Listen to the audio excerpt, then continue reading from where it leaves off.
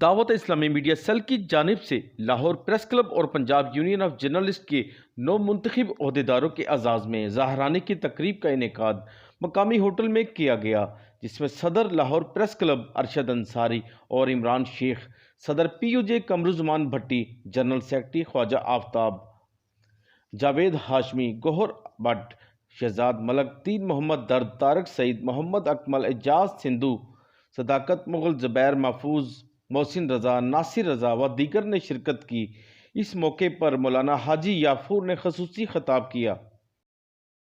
مسلمان ہم درست ہیں، ہم ٹھیک ہیں، ہاں ہم ٹھیک رہیں، اپنا کردار اللہ رسول کے حکم کے مطابق رکھیں، لوگوں سے مخلوق خدا کی خدمت کریں۔ نبی پاک صلی اللہ علیہ وسلم نے فرمایا